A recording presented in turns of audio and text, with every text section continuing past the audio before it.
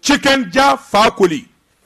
kuma fakoli daba Josi Sedou an sigira kɛnɛ kan chicken ja fakoli dɔnkilidala bado jesinali jamana bɛɛ lajɛlen y'a sidɔn a ko n'ale bɛ Bamakɔ n'a tɛ Bamakɔ n b'o da tulo kan a mana kɛ diɲɛ yɔrɔ o yɔrɔ nin jɛmu kan a bɛ se k'a lamɛn diɲɛ fa bɛɛ lajɛlen la chicken ja fakoli kuma fakoli daba jamjangoli kunnafoni lase Josi Sedou k'a dɔn an sigira an ka kɛnɛ kan bi ye ntɛnɛn ye duwaku daminɛ don duguba kɔnɔ maa kamana gannen don Josi Sedou ntɛnɛn dugu maa jɛ kaban min bɛ ko la o min kola an bɛɛ lajɛlen tɔnsi jɛlen don Josi Sedou k'a dɔn an bɛɛ lajɛlen bɛ jɛ ka bɔ ɲɔgɔn fɛ so ni ka dugu kɔnɔna sɛgɛrɛ an bɛɛ bɛ bɔ dugu kɔnɔna na ka so sɛgɛrɛ wulada fɛ o de la an bɛ taa karaso ɲɔgɔn na an bɛ taa kalamini ɲɔgɔn na Josi Sedou n'o dabɔra ka ban kamanagan dabɔra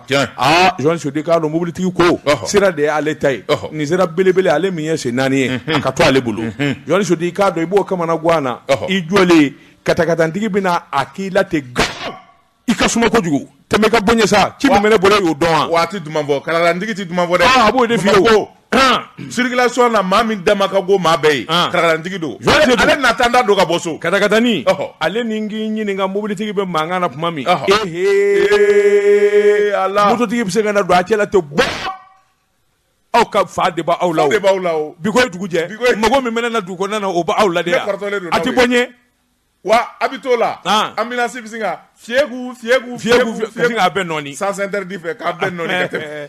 Josi Sedou o duguba kɔnɔ maa filɛ min ye Bamakɔ a lamini n'a bolomana dugu foli ani tani an b'o kɛ ka ɲɛsin lamɛnbaa bɛɛ lajɛlen marahabu sɛlɛ an bɛ taa minɛnw sigi Danpan Jariso Danpan Jariso sisan b'a sɔrɔ ne ka cɛkɔrɔba i ye Tugunɛ Tunkara a dalen bɛ gwɛlɛ kan dugutigi kɛrɛfɛ min ye ayiwa n k'i ɲininka Moribo ye i k'a dɔn baara ka jɛgɛfɔ lamɛn ni ne ko ne fa ye Tugunɛ a bɛ sin ka yɛlɛ kwa n le min pa ye o bɛ jɛgɛfɔ lamɛn cogo di o se b'u ya réseau tɛ radio tɛ nvablé goudron tɛ honorable député hali tɔliso ti Danpan Jariso nvablé o ye radio so da la an ka dugu la u bɛ jɛgɛfɔ ta radio ni radio tɔgɔ de b'o la hali Danpan dugu kɔnɔ maa bɛɛ to radio sisan b'a sɔrɔ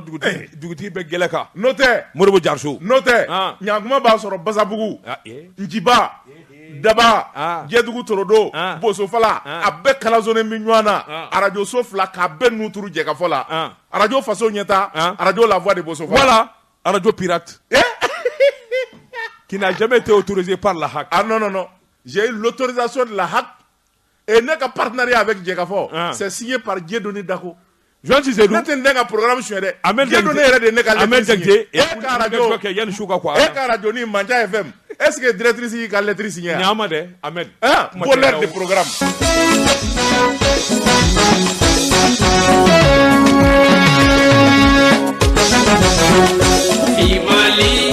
Mali denw ni Ala sɔnna a ma Mali kɛlɛ na ban dɛ Mali denw ni Ala sɔnna a ma Mali kɛlɛ na ban dɛ Tunkara min kun bɛ dugutigi bulon kan a t'a bɔ dugutigi denkɛ k'i kun da kogo la n bala cogo bɛ di dɛ Josi Sedou misirima n'a ye dɔnkili da maa min b'a laminɛ a b'a to ka gɛrɛ o de la o ye tiɲɛ Josi Sedou k'a dɔn n bɛ bɔ ni sɛbɛn ye sɛbɛn min n'u k'a ma l'indépendant kana bila sɛbɛnni kɛba a tɔgɔ de ko Abilaye Jara ko a k'i k'a dɔn tile fila in na ma diya sabula cɛw ye ɲɔgɔn sɔrɔ mugubonda la nka ni cɛ kɛra bingannikɛla ni so ni ŋanamuŋanamumaa ye Josi Sedou k'a dɔn a da bɛ to i la Bamanjuw ka suɲɛni a n'u ka bingani wale Josi Sedou k'a dɔn t'u suda i la abada natɔ don kɛlɛ la i k'a dɔn olu b'i dɔdɔlimaden i ɲinɛ kɔnɔ ma to ka sin ka suuri ka ten Josi Sedou k'a dɔn tile fila in na mugu a kasika bɔra kosɛbɛ min ye Bamanji ye cɛ 70 cɛ 80 dɔw ko cɛ 100 Josi Sedou k'a dɔn olu kɛra fure ye nka min y'an ka sɔrɔsikulu ye minnu y'u ni di n'olu kun tɛ n'u ka saya tɛ Josi Sedou an bɛ kuma min na sisan b'a sɔrɔ an t'o la a bi cɛ maa 27 bɔ sɔrɔdasiw la Josi Sedou k'a dɔn diɲɛ nin ye sɛbɛnnikɛla ko a ko Bamanjuw ka bingani wale i k'a dɔn a ti ban Johan Sodi k'a dɔn nin don 5h du matin ka taa bila 6h du matin na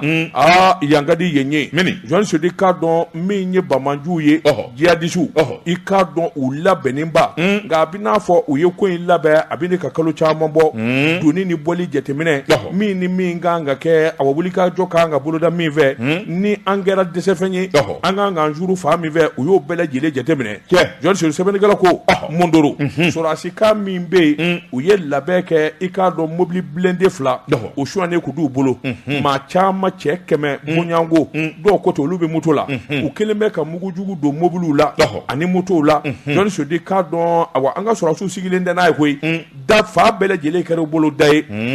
blende ninnu u nana yɔrɔ dɔ kari Johan Sodi k'a dɔn ka don da fɛ sɔrɔdasiw jɔlen bɛ k'u ɲɛsin da min ma ni donda kɛra awa 60 ni kɔ ye i y'a dɔn kɛlɛ a bɛ burundu Johan Sodi kuma min n'u nana suuru gada mugujan min bɛ sari yɔrɔjan fɛ bɔdɔw Johan Sodi k'a dɔn ka fa bɛ ɲami sɔrɔdasikuluw bɛna faamuyali kɛ kuma min ka fara ɲɔgɔn kan Johan Sodi k'a dɔn o y'a sɔrɔ u bɛ ɲini ka digi dɔɔnin kan na sɛbɛnnikɛla ko nka sɔrɔdasiw n'u ka cɛsiri n'u ka hakili ɲuman bɔ u nana wulikajɔ boloda ka labɛnkura boloda Johan Sodi n'u ko law n'u ko paratata n'u ko gudun Johan Sodi k'a dɔn cɛ 40 kɔ buruna yɔrɔ la u nana ye k'a fɔ jɔnwala ninnu kɔni an mana balu la cogo o cogo ninnu labɛn bɛɛ dabalikura b'u bolo o tuma an k'an yɛrɛ ɲini Johan Sodi an k'an yɛrɛ ɲini yan ka di ye min ye an ka sɔrɔdasikuluw ye u nana marifa ta k'u nɔ bɔ Johan Sodi k'a dɔn maa 20 ni kɔ u y'o jajisira Allah bokɛnɛ ni sugunɛ ni jolikɛnɛ ni basikɛnɛ yɔrɔnin kelen ni sɛmɛ wala k'a bɛɛ nɔɔni ɲɔgɔn na Johan Sodi sɛbɛnnikɛla ko min ye awa Abulayi Jara ye nka ko in kɔni ma diya o Johan Sodi sabula adamaden n'i bɛ to fɛn fɛn la o tɛ ko duman ye min ye wulikajɔ ni jateminɛ ye laban nana jateminɛ kɛ sa an ka sɔrɔdasi kɛ maa 20 ani kɔ olu sara Johan Sodi k'a dɔn maa 30 ni kɔ olu joginna nka an bɛ don min na ko bi min kɔni fara Bamaji la Johan Sodi k'a dɔn danda la a ko Mali armée Johan Sodi k'a dɔn cɛw don minnu y'u kale k'a fɔ an ni de bɛ to a la jamana bɛ kisi jamana bɛ tanga Johan Sodi ni n'a ɲɔgɔnna dabali kura tɛ a fɛɛrɛ kura tɛ hakili b'a la o de la ka nin ɲɔgɔnna ko caman kɛ ka tɛmɛ a don a digira an ka mɔɔw na o kɛra sɛbɛnnikɛla ko min yɛrɛ jara ko in yɛrɛ tɔ bɛ i y'o dɔn wa ɲama kuma min n'u ye faali kɛ ka faali kɛ Johan Sodi k'a dɔn maa tɛ bɔ maa na Johan Sodi k'a dɔn u nana su woloma ka taa ye k'a fɔ Bamaji u ka cɛngana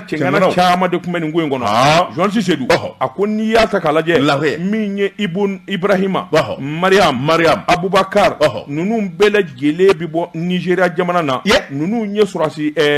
Bamaji cɛ kana gɛlɛw don min ye Fuseni Bari ye ani ayiwa Ibun Yunusa u k'a ma ko ayiwa Bobala Johan Sodi k'a dɔn ani Nuhum Diko min ye wulikajɔ ye a jirala k'a fɔ olu ye Burukina bɛ ye Johan Sodi k'a dɔn Asan Bari o bɛ bɔ dugu min na o de ye ayiwa n k'i ɲininka Jalube ani Amadu Diko min ye ayiwa Boni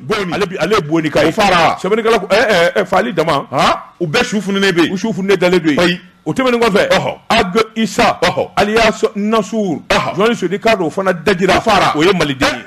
sɛbɛnnikɛla ko Johan Sodi k'a dɔn an ka cɛdenw tora la o kamikami ni dusukasi banna nka min ye sɔrɔdasiya ye a tɛ taa nin kɔ Johan Sodi sɛbɛnnikɛla ko i k'a dɔn min kɔni ɲɛna o de ye ka tila k'u gɛn Johan Sodi k'a dɔn kura cɛ o cɛ la u y'o ni kɛnɛ karaba yɔrɔnin bɛɛ lajɛlen la sɛbɛnnikɛla ko mɔgɔw bɛ min fɔ u t'a ɲɛdɔn Johan Sodi k'a dɔn maa min sara la a da se ka fɔ su min bɛ yen n'o ye Bamaji su ye Mondoro a da se ka fɔ ayi a da se ka fɔ kana sifuru fɔ dɛ kana fɔ duradɛlaw mɔgɔw bɛ yen a da se ka fɔ kana fɔ k'u tigɛ fo ka dugukolo tigɛ a nɔfɛ sɛbɛnnikɛla ko nin jɛ 4 ba in min ye katiba olu ka ŋana cɛ 4 o fara Johan Sodi k'a dɔn olu tora la sɛbɛnnikɛla ko a ma dan o ma dɛ sabula wulikajɔ ni jateminɛw y'a jira nin labɛn min kɛra Johan Sodi k'a dɔn janfan jugu don janfan min ɲɛ bara ka ɲini an ka sɔrɔdasikuruw fɛ Johan Sodi k'a dɔn yɛlɛma caman donna wulikajɔ caman donna sabula min ye awa jizim k'a dɔn olu bɛ ko in kɔnɔ Johan Sodi k'a dɔn tɛmɛnen kɔfɛ min ye Iyada Agamali Farasi denw olu ka mɔgɔw b'a Johan Sodi k'a dɔn jɛkulu caman de farala ɲɔgɔn kan ka nin dabali jugu in tigɛ an ka armée kama nka u bin o bin an ka sɔrɔdasi quoi Johan Sodi sɔrɔdasiw bɛ dabali kura ni fɛɛrɛ kura tigɛ ni min kɛra o ɲɔgɔnna wɛrɛ kana kɛ Notɛ bingani minnu kɛra fɔlɔ o jugara Jɔn Sodi k'a dɔn o ɲɔgɔnna wɛrɛ tɛ kɛ nka min ye blindé ye o fila u y'o sɔrɔ min voilà blindé fila kun b'u bolo o bɔra min lance roquette kun b'u bolo o b'u bolo u y'o bɔ mini voilà 12-7 ninnu minnu kisɛ bi maanifin tugukala ni wolokala bɔ u y'o kisɛw bɔ min u y'o bɔ min Jɔn Sodi sɛbɛnnikɛla ko armée kɔni bɛ furanin na fo ka taa bila Burkina frontière la fo Niger frontière la Jɔn Sodi k'a dɔn sagi t'a la u k'a fura fɔ Ɲame maa minnu kɔni ye nin kɛ Jɔn Sodi b'u si la tunu de nin kun ye sɛbɛn ye an ɲɛ min zalo ka bɔ l'indépendant kɔnɔ a ka bi bɔli la Dɔgɔtɔrɔ ne bɛ n tɛgɛ don min bɔ ni sɛbɛn ye an ko min ma le pays Kasiriba n'o ye Ibrahima Jite ye nin y'a ka sɛbɛn ye Jite ko i bɔra ka wale min fɔ n'a kɛra an ka jamana sɔrɔdasiw la janfa don janfa min don janfa tigi dɔnnen bɛ sabula fɛn min ye diɲɛ seleke naani bunakun kan Mali bɛ gɛlɛya min na a dɔnna maa minnu ye gɛlɛya sigi an ka jamana kan wa fɛn min ye o jɛkulu jugu ye hali bi olu de bɛ ka jamana kelen janfa Colonel Asimi Goita ka fara fɛn min ye a ka sɔrɔdasi ɲɛmɔgɔ kan Colonel Sadio Kamara ka fara colonel cɛ 5 kan nin bɛɛ lajɛlen faralen bɛ ɲɔgɔn kan bi ni k'u bolo kɛ kelen ye sabula u y'a dɔn k'a fɔ Mali janfaba fila tɛ Faransi n'a teriw don sɛbɛnnikɛla ko a ko fɛn min ye vidéo jugu dɔ ye o kɔni jɛrunnen bɛ nin waati in na Faransi n'a dɛmɛbaaw fɛ maa dɔw bɛ yen u fila bɔlen bɛ u bolo fila sirilen b'u kɔfɛ u bɛɛ lajɛlen fagalen don k'u jeni ka tila k'u su don dingɛba dɔ la sɛbɛnnikɛla ko a ko fɛn min ye vidéo in ye dɔw kɔni y'a jira ka audio dɔ tug'a la audio in kɔni bi Mali armée de jalaki k'a fɔ an ɲɛ tɛ nin na Mali armée de filɛ nin ye ka filaw fa u ye nin de kɛ tan ka nin kɛ tan sɛbɛnnikɛla ko ka malidenw ja lawuli ka fɛn min ye an balima filaw bɛ k'u su walasa u ka se ka wuli ka kɛlɛ kɛ sɛbɛnnikɛla ko a ko fɛn min ye Mali sɔrɔdasiw ye u kɛlen ka vidéo in sɔrɔ a n'a kumakanw u ye wuli ka jɔ kɛ ni k'a ɲɛɲini kɔni o bi sen an bɛ don min na ko bi nka min sɛbɛkɔrɔ jɛlen bɛ de ye k'a fɔ yɔrɔ min n'u b'o tɔgɔ fɔ ani wale in kɛra yɔrɔ min Mali armée ma se yen sɛbɛnnikɛla ko an bɛ don min na ko bi fɛn min ye Faransi a n'a dɛmɛbaajugu ye olu de bɛ nin jɛjugu in jukɔrɔ ni hakili b'a la fɛn min ye janvier kalo tile 17 san 2022 fɛn min ye Mali ani Mauritanie ni ɲɔgɔn cɛ frontière la fɛn min ye Mauritanie ka maa 7 olu su taara ye nin nkalon kelen fɛn min ye Faransi telesow a n'a RFI n'a radiosow u ye nkalon tigɛ ka da armée la sɛbɛnnikɛla ko o kun tɛ dɔwɛrɛ ye embargo tandankɛ don min bɛ se k'a to sira min bɛ Mali ni Mauritanie cɛ kɛlɛ ka wuli olu k'o sira tigɛ kɔngɔkanw minɛ jamanaden bɛɛ lajɛlen ka halaki o tɛ kɛ jamanadenw ka wuli Asimi kama o tɛ kɛ i ye Faransi ka bila ye wa sidi ninnu o tɛ kɛ on a tout compris sɛbɛnnikɛla ko a ko ala de farala an da sabula fɛn min ye Mauritanie ka denw ye olu yɛrɛ de bɔra ka taama Mauritanie parti politique ani société civile u ye kule k'a bɔ u ko nin wale min filɛ nin ye nin tɛ Mali armée bolo nɔ ye sabula fɛn dɔ bi sɔrɔsiya bunakun kan maa min bi sɔn min ma ani maa min ka kɛlɛkɛ cogo o dɔnnen ko sɛgɛsɛgɛli yɛrɛ de bɛ sen na service jugu dɔ de bɛ Faransi bolo u ko min ma service militaire secret o de bɛ nin wale ninnu na Mali territoire kan ka nkalon da Mali armée la sɛbɛnnikɛla ko ko fɛn min ye Mauritanie ta ɲɔgɔn na u b'a fɛ k'o kɛlɛ de wuli jaabali ɲɔnɔ mara la ka jamanadenw y'a faamuya sabula fɛn min ye armée u ka kunnafoni di sira min bɛ yen n'o ye diriba ye kunun ko o yɛrɛ ye communiqué kɛ k'a jira jamanadenw na k'a fɔ nin kuma min bi fɔ n'a nkalon bɛ ka da Mali sɔrɔdasiw la a bi nkalon a sini nkalon sabula anw ka armée ye armée kololen ye armée ladamulen don u ka wuli ka jɔ n'u ka cɛsiri tɛ dɔwɛrɛ ye buna hadamadenw n'u bolofɛnw bɛ se ka lakana cogoya min na malidenw yɛrɛ ɲɛ b'a la armée kɛ o kɛ ka kɛlɛ kɛ n'u ye se sɔrɔ u bi maa dɔw ɲɛnɛma minɛ ka na n'o ye u ye se sɔrɔ mun kan u b'u ɲɛnɛma minɛ ka na n'o ye o ka tiɲɛ fɔ o bi kɛ o ka tiɲɛ de fɔ o bi kɛ sɛbɛnnikɛla ko a fɔ anw ka armée bɛɛ fa ye n'a ye maa o maa sɔrɔ a b'o fa sɛbɛnnikɛla ko o bi nkalon o sini nkalon sabula fɛn min ye diriba ɲɛma ye ale yɛrɛ de ye sɛbɛnni kɛ ni ka ɲɛfɔli kɛ chef d'état-major ko a bi jamanadenw hakili sigi nin tɛ Mali armée nɔ ye wa maa kana nin nkalon jugu da Mali armée la sɛgɛsɛgɛli bi senna hali bi min bɛ se k'a to ko in ɲɛ ka dɔn sɛbɛnnikɛla ko a ko fɛn min ye fiɲɛ taa f'a ye o dɔnna sabula Faransi gɛnnen don taabatɔ ti bo ɲuman kɛ o tuma Faransi taatɔ b'a fɛ k'a bɛɛ lajɛlen de ɲaami sa Mali ka dafiri olu k'u yɛrɛ sɔrɔ sɛbɛnnikɛla ko attaque min kɛra Mondoro ni terroriste cɛ 200 ni kɔ o tora la sɛbɛnnikɛla ko o kɔni ye Faransi de malo sabula u tun b'a fɛ ka Mali armée de jigi dingɛ kɔnɔ o tuma ni Mali armée dɛsɛra u b'a fɔ tu vois na anw de a tɛ se ka dilan o a tɛ ɲɛnabɔ a bɛ dilan koyi Faransi bɛ Faransi tɛ a bɛ dilan u ɲɛ donnen don anw de la o Poutine tɛ nin ye n'u ye cɛ u ka t'u k'o kan n'u ye den ye u b'u falen d'u fa n'u ba sinji la u k'u bolo ɲɛsin Poutine ma i kɛra ni président n y'a ka kumakan dɔ lamɛn sɔgɔmada in na a hinɛ donna na a ko o taama a ye nɛgɛ ka n kɛ ba falen kan a ye n janfa a ye n su bi ne ka maaw bɛ ka sa maa si tɛ ka ne dɛmɛ wo ma den a ye n dɛmɛ wo ma den ne k'i ma foyi i ma foyi yala fɔlɔ i kɛra ni président n ko kun ye cadre bɔla a jɔ b'a la o ko i tɛ ninnu deli ko Vladimir Viki awɔ Polensky wa mun t'a to a dɔn e yɛrɛ ɲɛ bɛ kɛlɛ natɔ la i t'a fɔ n sɔn na i t'i yɛrɛ bila jagoya cɛ la Américains ni Français de y'a su ka bila Poutine na u y'a janfa maintenant fo ka sa kunnafoni filɛ nin ye an ye min zalo ka bɔ le pays kɔnɔ a ka bi bɔli la Josi Sedou safiɲɛ dɔ balo bɛ Ala bolo siga t'a la Josi Sedou n bɛ n bolo bugɔ ka don n bɛ bɔ ni sɛbɛn ye sɛbɛn min n'u k'a ma le sursaut Josi Sedou k'a dɔn Adama Tunkara nin y'a ka fasiri ye Adama Godi maa kana kɛ hinɛbaatɔ ye i kana kɛ silamɛ yɛrɛ ye Josi Sedou nka an bɛɛ lajɛlen ka kɛ hɔrɔn ye o ka ɲi nin ɲɔgɔn na saya bakule n'o kɛra jamana kɔnɔ Josi Sedou k'a dɔn maa minnu sara jamana denw don dɔw fa b'a la dɔw kɔrɔkɛ b'a la dɔw cɛ b'a la Josi Sedou sɔrɔdasi minnu dora nin ko in na maa 20 ani kɔ fɔ walima maa 30 Josi Sedou o ti kɛ jamana kɔnɔ abada ko jamana den bɛɛ lajɛlen man ka taasi ni miiri kɛ i bilen ma dugawu don Josi Sedou k'a dɔn i kan k'i da de sɛbɛnnikɛla ko ministre Ando Goli Gindo Josi Sedou k'a dɔn ale min bɛ ɲɛnajɛ ministre kunna ale min bɛ Seko ni Dongo ministre kunna a ye wulikajɔ boloda a ye kangari da kɛ kangari da min bɛ tali kɛ ka ɲɛsin Josi Sedou kabini a wa kɛlɛ in kɔni kɛra ni kunnafoni dira k'a fɔ an ka sɔrɔdasi dɔw tora a la ministre ko sisan kɔni ko sera a dan na jamana kɔnɔ an bɛɛ de bɛ fa kelen ba kelen sɔrɔdasi wo gendarme wo u ko min ma tubabukan na deuil national o de ka sanga sigi dusukasi sanga bonsigi Josi Sedou jamana den bɛ ka sanga sigi n'a y'i ja i kana dugawu kɛ Josi Sedou nka i sigi i ka so Josi Sedou min ye dunu ni tɛgɛrɛ ni ɲɛnajɛ ye u kɔni ka dabila tile damadɔ pewu tile 3 dama Ala maa minnu bɛ ka sa an ye don o don u ka denbayaw bi yan u musow bi yan ka tile 3 ɲɛji kɛ olu fɛ hali n'i ma kasi k'i di mankan suma an bɛ dɛsɛ k'o kɛ jamana ye an m'an ka dɛsɛ maliden fɛnɛ maliden marakoyara sɛbɛnnikɛla ko a ko i k'a dɔn nin ko minnu filɛ nin ye a fanga ka bon duguba kɔnɔna de la kɛrɛnkɛrɛnnen ɲɛna Bamakɔ Josi Sedou k'a dɔn Bamakɔ ka kɔni min y'u ka ɲɛnajɛ ko ye a min y'u ka ayiwa dɔnkilidaw ni tɛgɛrɛ tulo ye Josi Sedou k'a dɔn bɛndiya u ti fɛn bɔ a la hali n'a fɔra jamana kɔnɔ ko ka tulonkɛ dabila ka ɲɛnajɛw dabila tile damadɔ dama de ɲinina Josi Sedou k'a dɔn bɛɛ lajɛlen dɛsɛra sɛbɛnnikɛla ko a k'i k'a dɔn awa kunnafoni bɔra ka bi sibiri o sibiri don kelen i b'a ye k'a fɔ ɲɛnajɛ bolodalen kun don Bamakɔ yɔrɔ caman na min ye palais de la culture ye min ye concert ye min ye Ala i ye nin ye Zumu ni Top Étoile Dununfɔ ni Balafɔ kɔɲɔ cortège n jiginna Bama la dɛ n jiginn'u na oui Abu Jiteyi Abu an y'a dɛmɛ yan u kɛlen k'a gɛn ka bɔ bada in na an k'u man k'a kɛ vraiment maa ɲɛnama don a seginna yen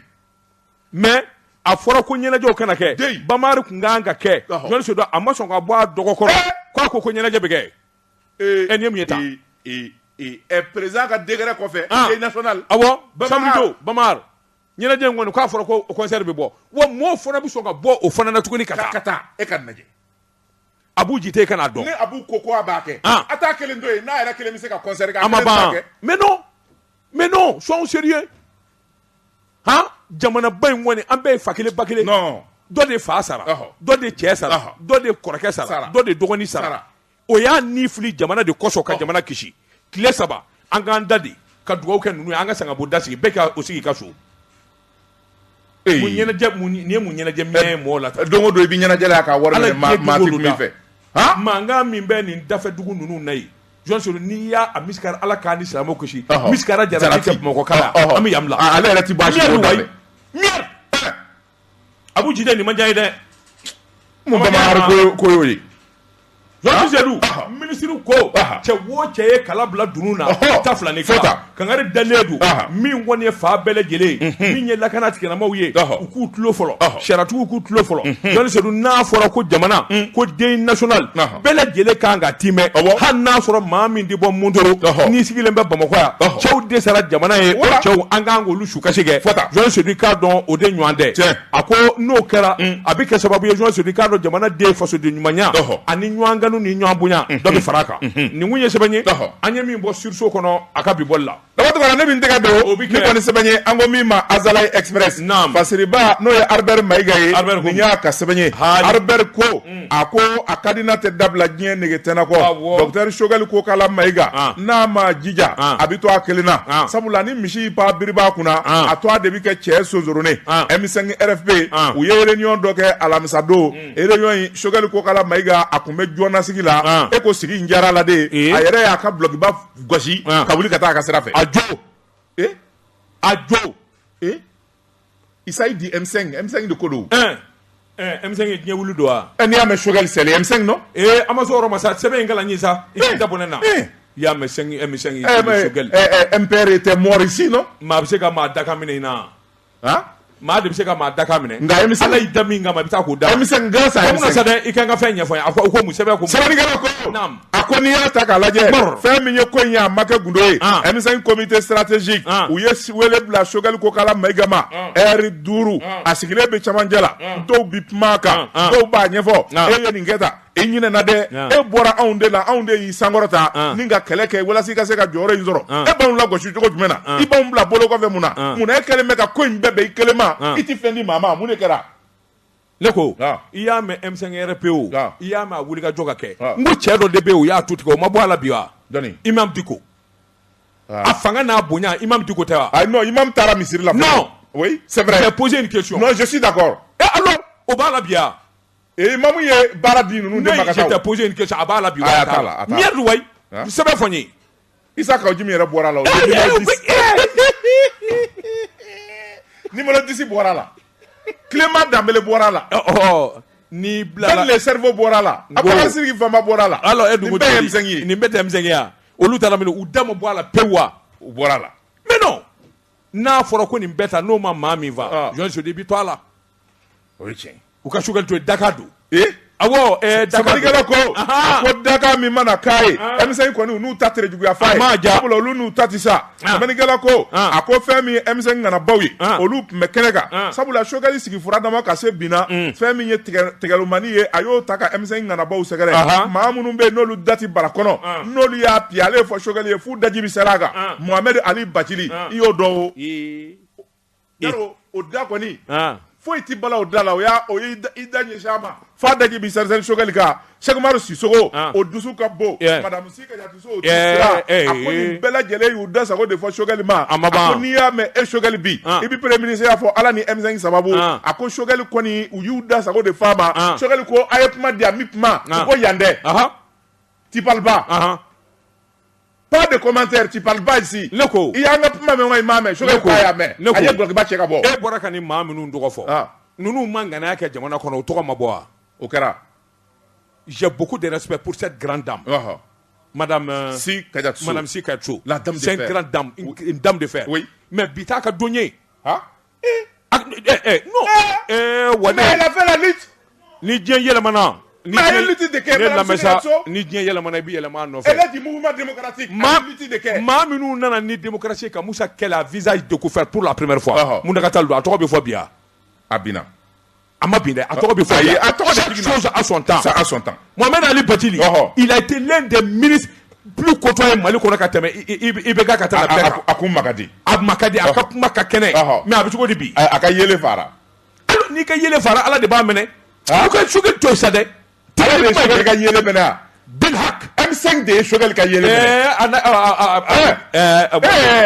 a bi bi da ko tiɲɛ tɛ sabalikɛla ko a ko n'i y'a ta k'a lajɛ fɛn min ye Choguel ye a yɛrɛ bɔlen a ye interview di a ko fɛn min ye nin kumabaden ye fɛn min ye heure 5 ani minute 30 u y'a bɛɛ kɛ kuma na hali dakuruya kelen kuma u ma sɔn k'a di ne ma o tuma ko mun de bi don M5 ma voilà Choguel ko qu'est-ce qui prend les M5 jamana ko de don wa parti ko de don wa clan ko de don a ko ale bi jamana ko de la wa Ndara a y'a ka gulokiba gosi ka don mobili kɔnɔ ka taa bravo toutes mes félicitations Choguel toutes mes félicitations. Il fait ça au M5 il fait ça au M5. Mais Choguel était le président du comité stratégique. Comité stratégique, au début, M5. Mais Choguel était à la bleue. Il n'est plus président du comité. Abanagoui. Ahmed Diakité. Dawatingara, Mbala Chokobedi. journaliste Seydou a ka di na date bila diɲɛ nɛgɛtana kɔ siga t'a la n bɛ bɔ ni sɛbɛn ye sɛbɛn min n'u k'a ma interdit Bamako journaliste Seydou i k'a dɔn ministre jɔlen ministre min n'a ka wulikajɔ ka di jamanadenw ye ministre min bɛ sariya kunna jamana ɲuman tɛ sɔrɔ ni sariya tɛ jamana tɛ basigi ni sariya tɛ nganamu ni bingani ni suɲɛni tɛ ban jamana kɔnɔ ni sariyatigiw tɛ journaliste Seydou i k'a dɔn yalima mura bɛ ɲini ka sariyatigiw minɛ wa u bɛ ka sumaya ayi u bɛ ɲini ka sumaya journaliste Seydou u bɛ ɲini ka sumaya sɛbɛnnikɛla ko tuma min ni fanga daragila Ibrahim Boubacar Keita la bɛɛ lajɛlen ko payi min ye ko ye a taara ka kalifa cɛ min ma ka soge journaliste Seydou k'a dɔn jamana in kɔnɔ a dɔnnen don tilennenya sariya tigɛ ko ɲuman tiɲɛjala fɔli journaliste Seydou k'a dɔn a ja tɛ tigɛ a tɛ nimisa abada ko kelen na sabula fɛn o fɛn n'a b'a kɛ a b'a fɔ ko sariya sɛbɛnnikɛla ko tuma min coup d'état kɛra ni fanga bɔsira journaliste Seydou k'a dɔn wulikajɔ fɔlɔfɔlɔ min ni maliden jigi dalen don a kan o de ye ŋanamu kɛbaw ye suɲɛni kɛbaw jamana janfabaw min ye jamana fosi journaliste Seydou k'a dɔn bɛɛ lajɛlen ko sisan an gɛrɛla ɲɔgɔn na a dun kɛra ten koyi sabula wulikajɔ bolo kan ani jateminɛ journaliste Seydou k'a dɔn sɔmin kelen don maa o maa na k'a fɔ jamana dɔɔnin b'i kɔnɔ walima i ye jamana janfa journaliste Seydou k'a dɔn disiba ni maa kun tɛ k'u ɲininka maa tɛ d'a la k'u bɛ se ka minɛ i k'a dɔn kasokɛ a tɛgɛ da u bɛɛ ka kelen sɛbɛnnikɛla ko Sumeli Bube Mayiga o minɛna a don premier ministre kɔrɔ don journaliste Seydou maa si se ka d'a la k'a fɔ Bube kun bɛ hakɛ min na a don kuma min b'a da ani jamanadenw kelen bɛ k'a bila danga minɛ ko cɛ bɛ se k'a minɛ a minɛna k'a don kaso la journaliste Seydou madame Buhari Fili Sisɔkɔ kaso journaliste Seydou k'a dɔn a don ministre wɛrɛ min kun bɛ yen n'o ye Mahamadu Kamara kaso ministre kɔrɔ caman minɛna min ye n ɲininka ayiwa maire kɔrɔw ye a caman welela ka t'u ɲininka journaliste Seydou k'a dɔn sɔmin kelen don k'a fɔ nin bɛɛ lajɛlen janfa kɛ nka Bube in ka ko u minɛna min na o de ye jamanakuntigi tun bɛ yaala avion min kɔnɔ sɔngɔ kelen ma don a la dɔw ko miliyari 20 ni kɔ dɔw ko 30 ni kɔ dɔw ko 40 a kɛra ka maa minnu don fanga na sɔmin kɛra la k'a fɔ olu de ye ko in yurugu u ye miliyari caman de da u kun u minɛ k'u filɛ mais vas-y je t'écoute je te répondrai de la plus belle manière je te vois je parle pas merci e ko kasoge de ka dossier do wa journaliste Seydou sɛbɛnnikɛla ko u minɛna ka t'u datugu nka an bɛ donni minɛ ko bi tɔw bɛ yen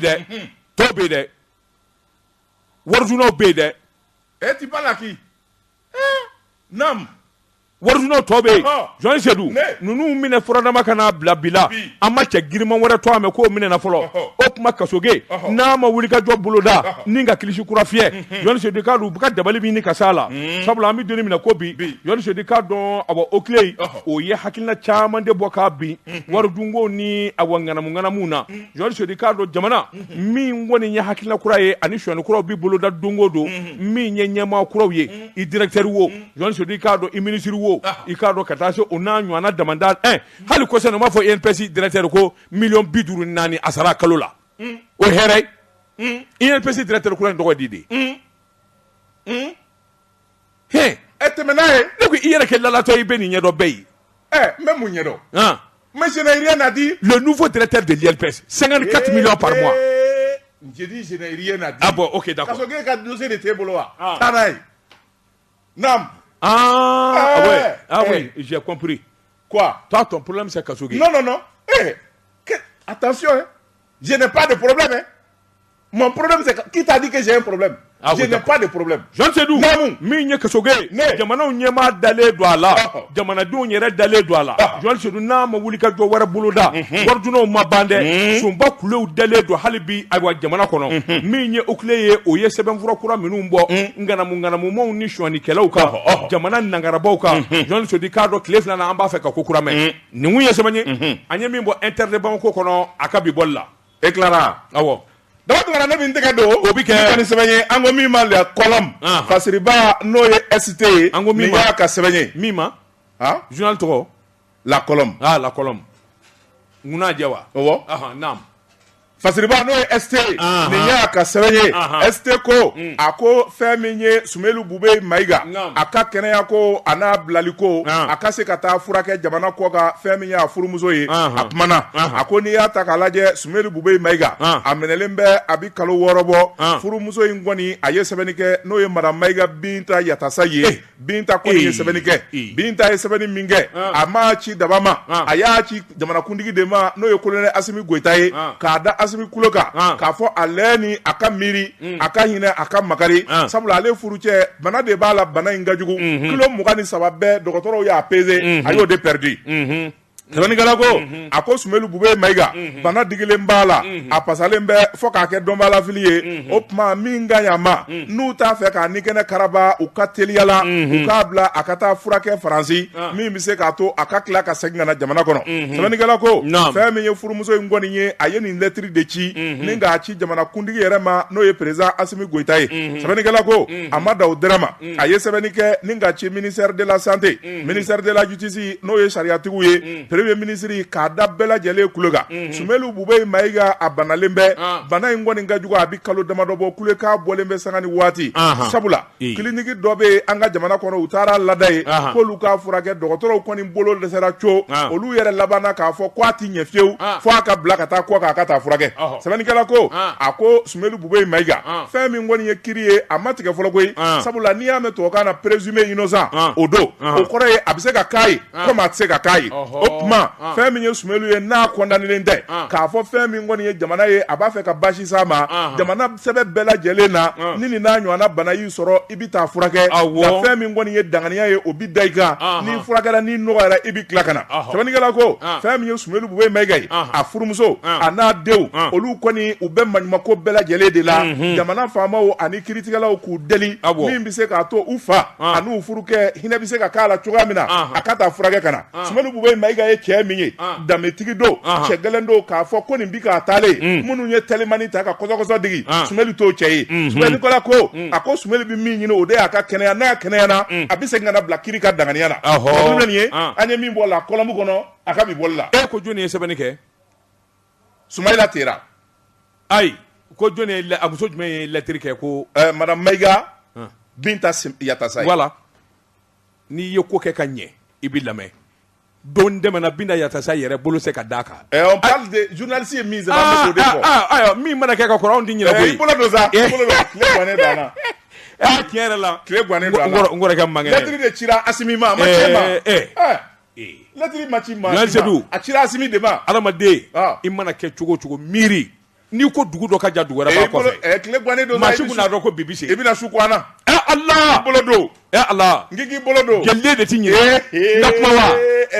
n ka kuma Yatasa Binta Yatasa tile gannen don a na sa ɲɔ ka ca wugu la i bolo don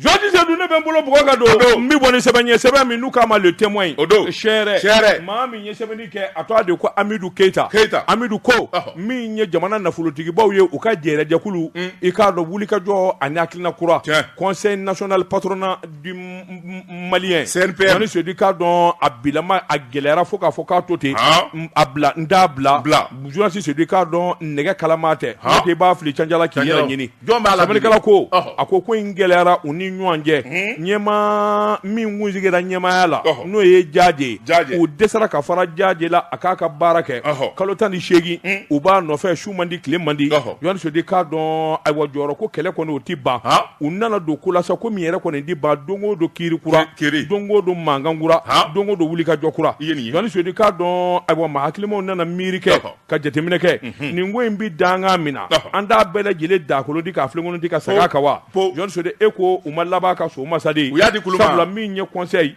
patronat des régions n'o ye CPR ye Jɔnji Seydou k'a dɔn marsikalo tile fɔlɔ tɛmɛnen in na olu nana ɲɔgɔn ɲɛba kɛ patronat siège la bɛnkanw ni hakilinaw nana wulikajɔ boloda jɛkulu ka sigi jɛkulu min n'o bɛna wulikajɔ boloda min tɛ Jaje ye min tɛ cɛ dɔn in ye Jɔnji Seydou cɛ dɔn ba de ye Mamadu Sinzi Kulubali Mamadu Sinzi Kulubali Jɔnji Seydou min ye wulikajɔ ye gɛlɛya in bi ban cogo min fo ka bɛɛ bɛ se ka boloda cogo min kalo 6 u ni ɲɔgɔn cɛ Jɔnji Seydou i k'a dɔn yalima est-ce que bɛn ma k'o de kan sa bɛn kɛra o kan u ka di kulu ma i k'a dɔn u bɛna maa sigi min kɔni ayiwa o y'a ka jɛkulu yɛrɛ sigi olu bɛna baara de boloda sariya kuraw hakilina kuraw journaliste de cadre ko boloda sɛbɛnnikɛla ko u k'o den ma tubabukan na administration provisoire transition journaliste de cadre ayiwa maa 18 a ɲɛmaya tala ka di soya golfa ma maakɔrɔba o de bɛ ayiwa fɛn fin jeninen don soya golfa o fana ye vice président 2 ta ani trésorier 1 journaliste de cadre nka sɔmin kelen don k'a fɔ ninnu bɛɛ lajɛlen ye ayiwa Jaaje Sangare ka maaw ye sɛbɛnnikɛla ko ayiwa min ye nin maaw ye u bɛna fara ɲɔgɔn kan olu bɛna secrétaire général kura kelen da min bɛ a bɔgɔ baara bɛɛ lajɛlen kɛ sabula kɔrɔlen min bɛ sɔmin kelen don la journaliste do k'a fɔ o tɛ maa tilennenba ye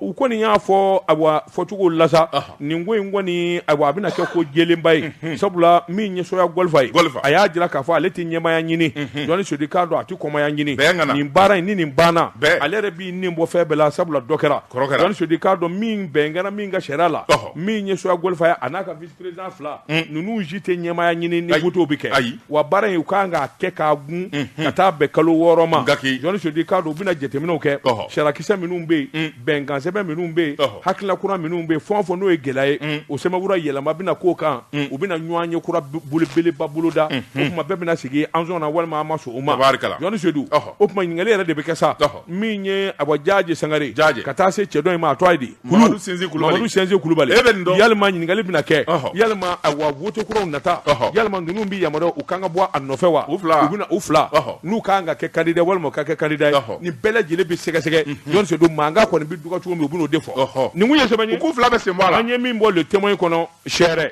u k'u 2 bɛ sen bɔ a la n'i ye ne kɔni ɲininka nin 2 bɛɛ bɛ t'i sɛgɛ lafiɲɛ bɔ maa kura bɛ na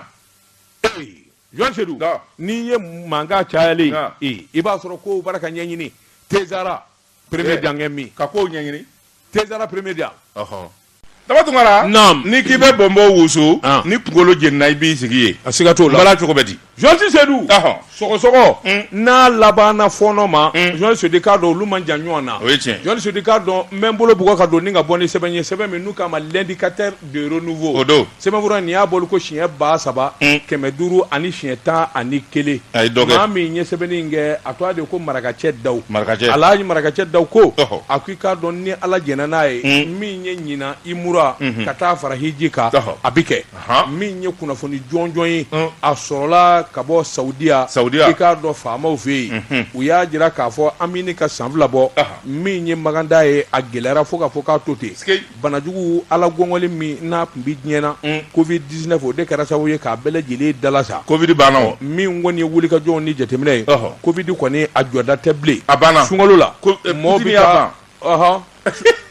sunkalo la Poutine a ye Covid ban tubabu yɛrɛ tɛ Covid kuma fɔ bilen bɛɛ ko Poutine sunkalo la mɔgɔw bɛ taa ayiwa sunkalo kɛ Makan journaliste de k'a dɔn o ye mura ye i k'a dɔn ɲinan labɛn bɛɛ lajɛlen fɛɛrɛ bɛɛ lajɛlen tigɛlen don min bɛ se ka to a bɛ dafa sɛbɛnnikɛla ko kunnafoni kɔni jɛnsɛn maa min bɛ n'o bɛ affaire religieux n'o bɛ diinɛ ko kunna n'o ye Abibu Kani ye i k'a dɔn a ye kunnafoni jira a ko nin kɔni ye kunnafoni duman ye nin ye tare ye ka sababu kɛ alisilamɛw i k'a dɔn san 2 makan datugulen don silamɛw la ɔ min kɔni ye ɲinanda in ye a girinkajɔ n'a jama a bɛ sɔn ka barika bɛ sɔn ka bonya kosɛbɛ sabula maa ma kun ka ka taa san tɛmɛnenw na olu bɛna taa fara kuraw kan journaliste de kuma makan a nafa ɲina i ko dakɔnɔ ye wulikajɔ ni jateminɛw labɛnw kɔni bɛ sen na agence de voyage u caman kɔni jɔlen kun don journaliste de k'a dɔn ayiwa min ye kɛra dayɔrɔ sɛgɛrɛli ye journaliste de k'a dɔn a kun b'a Ala ka n'a to jɔnsi la min kɔni ye wulikajɔw ni jateminɛ makankaw bɛ labɛn na u baara ka dabalitigɛ kɛ journaliste de min kɔni bɛ se k'a to bɛɛ lajɛlen a bɛ se ka makan sɔrɔ cogo min na ne m'a ye nin kun ye sɛbɛn ye a ɲɛ min zalo ka bɔ l'indicateur de renouveau kɔnɔ a ka bi bɔli la Daba Tunkara ne bɛ n tɛgɛ don min bɔ ni sɛbɛn ye an ko pi ma le pays fasiriba n'o ye Mahamadu Jara ye nin y'a ka sɛbɛn ye Mahamadu Jara ko cɛsiri ni jija fɛn min y'an baarakɛɲɔgɔn ye n'o ye Bouakari Yaluku ye journal le pays tigi a ye wulikajɔ kɛ fɛn min ye kunnafoni di soba dɔ ni ka to koromokari u ko min ma groupe les éditions faso sɛbɛnnikɛla ko a ko n'i y'a ta k'a lajɛ kunnafoni di kɔni a tɛ taa cɛsiri ni jija kɔ f'a k'a sɔrɔ a minɛnw fana bɛɛ lajɛlen faralen bɛ ɲɔgɔn ɲɔgɔn kan sɛbɛnnikɛla ko kunun ko n'o kun ye kari ye marisikalo tile 6 san 2022 fɛn min ye Boubacar Yaliku ye a ye jama wele kunnafonidilaw fɛn min ye ASEP ye ka taa fara Unitel kan Appel Mali ani fɛn min ye kunnafonidila cɛman ni musoman ka fara kanubaw kan ani sigida denw ka bɛɛ lajɛlen kɔni dara kɛ ka kɛnɛba minɛ sabula fɛn min ye nin zo belebeleba ye a da bi yɛlɛ a ko n'i y'a ta k'a lajɛ fɛn min ye ASEP ye a wuli ka jɔ n'a cɛsiri a bɛɛ lajɛlen kun ɲɛmaya dilen b'o président ma n'o ye Ba Sidiki Ture ye sɛbɛnnikɛla ko a ko n'i y'a ta k'a lajɛ maaba caman nana nin kɛnɛ kan sabula kamalennin min n'a ye wuli ka jɔ ni cɛsiri kɛ ka nin kunnafoni di sira caman kalanso ɲɔgɔn na maa jijalen don maa cɛsirilen don kunun ko n'a kun bɛ arasibaci nɔfɛ taama na a ye baw fara sabula a ko fɛn min ye wuli ka jɔ ani cɛsiri ye a b'a k'a yɛrɛ kolo la o de kɛra sababu ye fɛn min ye fangaba ye ni k'o fiyɛ a yɛrɛ ka journal la min filɛ tɛgɛ nin ye o ko min ma le pays a nana kɛ quotidien ye sɛbɛnnikɛla ko fɛn min ye jamana ye a kɛra quotidien ye wuli ka jɔ ni cɛsiri kuma ɲumanw wali ani article ɲɛnamaw bilali a b'o baara kɛ a ma da o dɔrɔn ma a ye wuli ka jɔ kɛ fɛn min ye site internet dɔ ye ni k'o sigi sen kan u ko min ma fasomali.com n'i y'o gosi ka b'a subahana mansi kan i bɛ kunnafoni bɛɛ lajɛlen sɔrɔ a ma da o ma fɛn min ye arajo dɔ ye o labɛnnen bɛ arajo in kɔni a bi bɔlɔlɔ de kan u ko min ma arajo en ligne arajo Faso FM o fana sigilen bɛ nin bɛɛ lajɛlen kalansolen bɛ ɲɔgɔn na nka min y'a la belebele o ye imprimerie belebeleba o de b'a bolo min bi journaliw bɔ la révélation k'a boso ni k'a kɛ journal y'a cɛ ka ɲɛ Faso imprime c'est Boubacar Yaliku ye non a ko n'o tɛmɛna ka bɔ yen fɛn min ye wuli ka jɔ révélation tɛ bɔ yen c'est Babouya notre éditeur ouais bon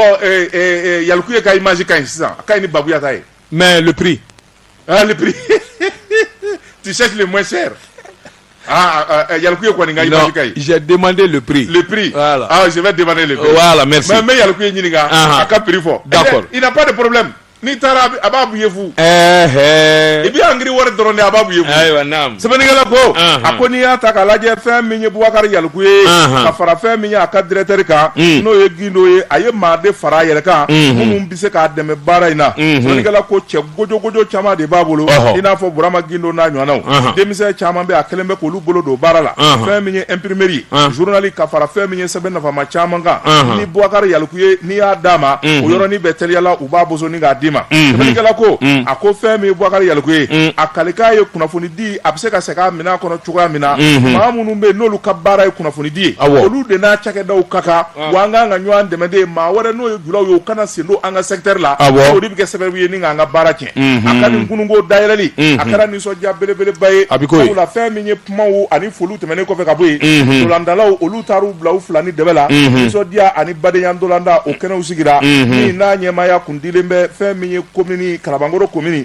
o maire ani kunnafoni diso a ɲɛmaw ma kunnafoni min ye an ye min zalo ka bɔ le pays kɔnɔ a ka bi bɔli la jɔnti dun bɛ bɔ ni sɛbɛn ye sɛbɛn min n'u k'a ma le soir de Bamako wula o don maa min ye sɛbɛn in kɛ a tɔgɔ de ko Yusufu Konate Yusu ko jɔnni sodi k'a dɔn Sikɔrɔni ani a bɔ hippodrome 2 i k'a dɔn tile fila in na min ye a bɔ tasuma ye o wulila a bɔ polisiso min bɛ ani dugudenw ni ɲɔgɔn cɛ 17e arrondissement o don jɔnni sedu i k'a dɔn dugudenw de murutira min ye denmisɛnw ye o murutira a ti tigɛ yen fɛ a ti tugu yen fɛ jɔnni sedu i k'a dɔn fo ka taa laban min ye polisiw ka mobili fila ye min jɔlen don u ka da la 17e arrondissement Sikɔrɔni ka taa tasuma bila la k'o mɛnɛ mobili wɛrɛ jɔlen kun don min ye ayiwa land cruiser dɔ ye k'o fana jeni mun nana ni nin ye jɔnni sedu i k'a dɔn awa kunnafoni fɔlɔw kɔni y'a jira sabula ayiwa min ye patrouille polisiw bɛ yaala min kɛ ni ka mɔgɔw ɲininka sɛbɛnw na ani ka sɛgɛsɛgɛli kɛ patrouille jɔnni sedu i k'a dɔn patrouille de taara bi kamalen dɔ kan i k'a dɔn a bɛ land cruiser dɔ kɔnɔ u ye file fiyɛ a la min kɛ a kɛra n'a fɔ fa donna cɛ la a ma jɔ jɔnni sedu i k'a dɔn a ma jɔ o polisiw y'a dɔdɔlima k'a dɔdɔlima a sinna ka t'i kari carré dɔ kɔnɔ yelen ne ye foyi tɛ yen jɔnni sedu k'a dɔn land cruiser polisiw b'a nɔfɛ a b'a digi cogo min polisiw b'a digi ten VVT dɔ wa a bɛ se ka kɛ VVT o man ɲi sɛbɛnnikɛla ko jɔnni sedu bi bali mun na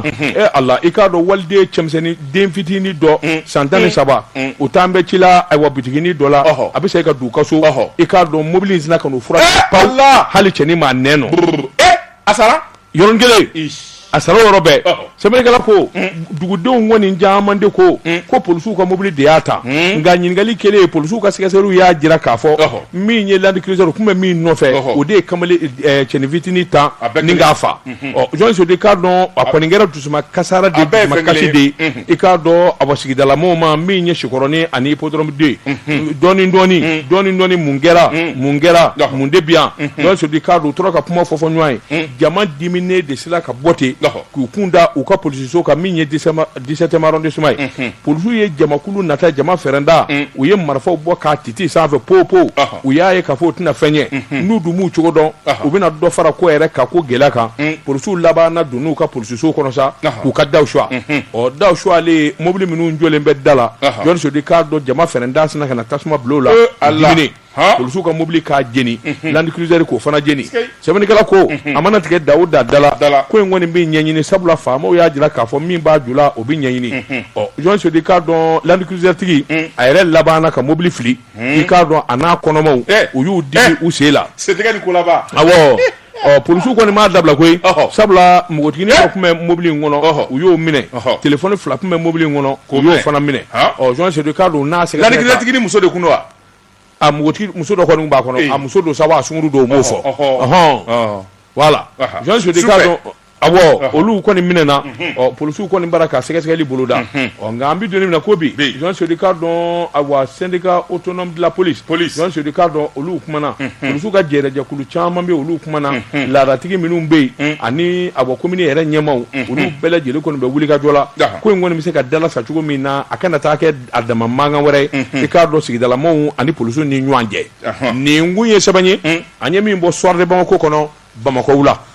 Tungara bita an b'a bila yan sanni an k'an kɔ don ɲɔgɔn na foli ni tanni an b'a ta ka lase chambre de commerce et d'industrie a premier vice-président Ibrahima Dia